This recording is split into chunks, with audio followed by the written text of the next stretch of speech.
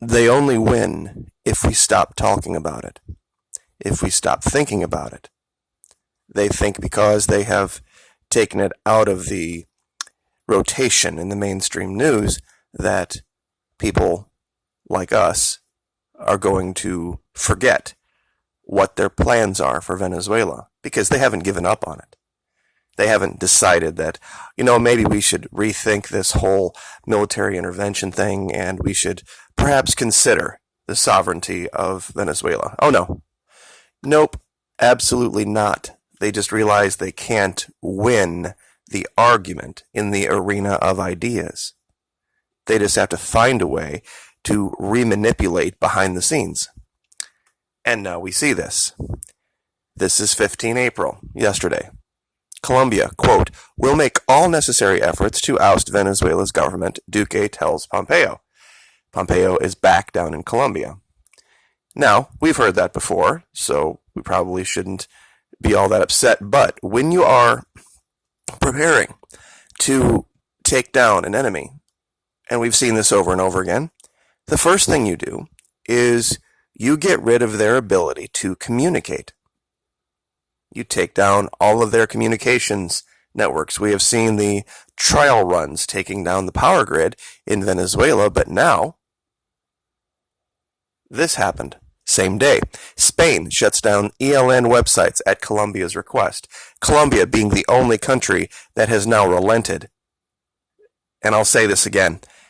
Colombia being the only country that has relented in its opposition to military force, meaning every single other country in South America and Latin America has said, okay, yeah, we would like to maybe see a different government in Venezuela, but we are adamantly opposed to the use of military force to achieve it. Even Brazil has said no. They've kind of wavered, but Colombia has gone all in with this now. And that's two things. It's like, okay, yeah, they say stuff like this, but here's the icing on the cake. Top officials from Colombia and the United States meet in secret to discuss possible military intervention in Venezuela. All three of these stories dropping yesterday, simultaneously. Top Colombian diplomats were among several dozen U.S. and Latin American senior officials who attended a confidential meeting in D.C. last week to discuss possible military action in Venezuela. Colombia's ambassador, and wait till you see who's at this meeting, you are going to lose your mind. Colombia's ambassador to the U.S., Francisco Santos, was among those at a quote-unquote off-the-record seminar entitled, quote-unquote, Assessing the Use of Military Force in Venezuela. Didn't we just hear Senator Rick Scott talk about this? I had mentioned this has taken a very dangerous new turn. Sponsored by an influential Washington-based think tank, the Center for Strategic and International Studies, our good friend. Now, here is the person who attended that should make your blood run cold. Former military officials included U.S. Admiral, former commander of Southcom, Admiral Kurt Tidd. We have covered Admiral Kurt Tidd in detail, talking about initially his opposition to quote-unquote the wall. He said, and as someone who fought the war against illegal immigration and illegal drugs coming into this country, pardon me, that it would be like squeezing a balloon. That 75% of the problem he didn't have the resources to deal with, and most of the problem wasn't the land border, it was the Gulf of Mexico and the Caribbean Sea. So he understands very clearly, beyond any reasonable shadow of a doubt, who these people are. This is the logo of the ELN.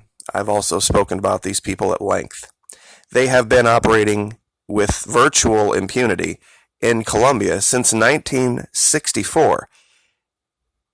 Colombia, the recipient of $500 million a year in aid, the vast majority of it military, has not been able to stop the ELN or the FARC.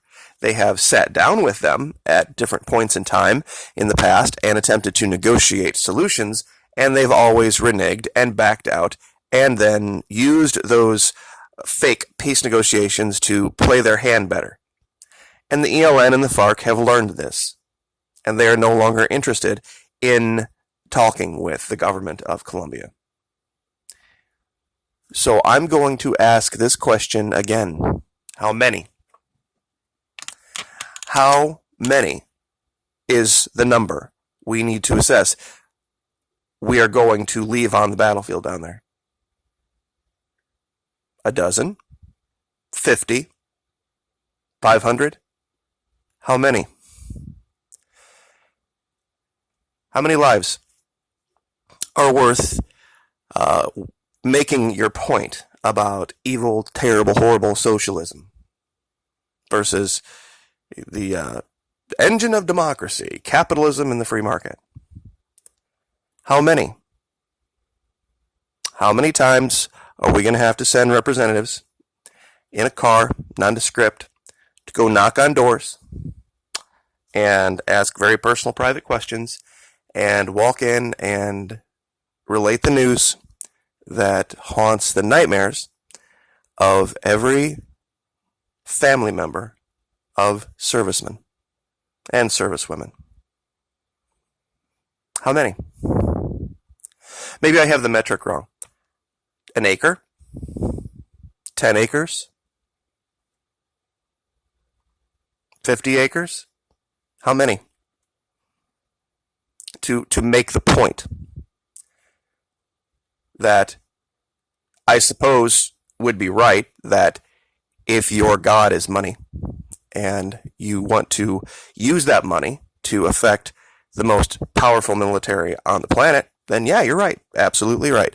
That's a great way to get cash and get giant sums of it so that you can purchase rifles and tanks and guns and planes, and then you can enforce your will around the world. If that's your definition of right and righteousness, then yeah, you're absolutely right. Socialism fails.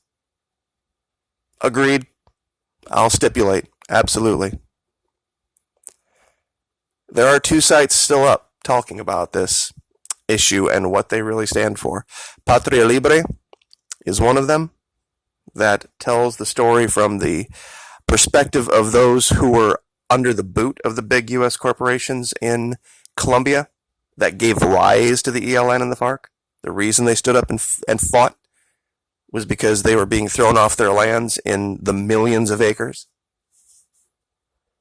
And this is the website that'll probably not be up for very much longer. It's ELN-VOCES. It's basically ELN Voices, just without the letter I. It's the same word in Spanish. And they are talking about how they have tried peace.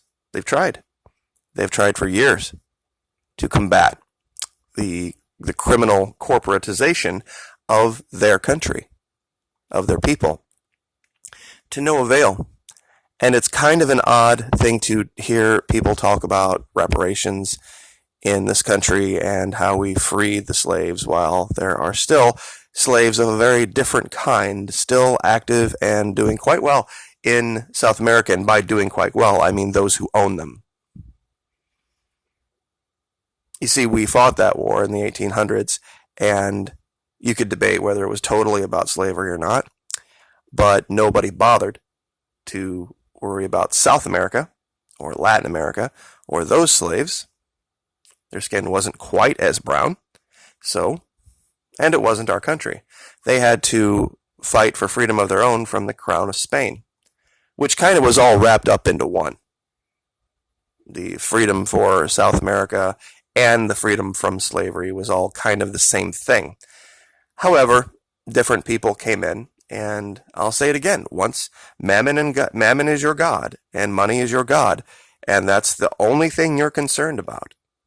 You are absolutely right when you say socialism fails. You're totally right. We'll stipulate that. Because capitalism and the free market will drive money into the hands of the super wealthy, into the hands of a few who will want to protect it at any cost. And the best way to do that is to hire the best Hessians and mercenaries the planet can buy. And that's exactly what we see in DC. Because that's how they are going to try to solve this problem. They have one tool in their toolkit, it's a hammer, and every problem in the world is now a nail. And that's how they're going to take our freedom from us. So pay real attention, real close attention to what's going on, because it's going to be the first shot in the Americas to put the people back down under the thumb. They haven't enjoyed this paradigm of freedom very much on the internet, and YouTube was just the first part of that.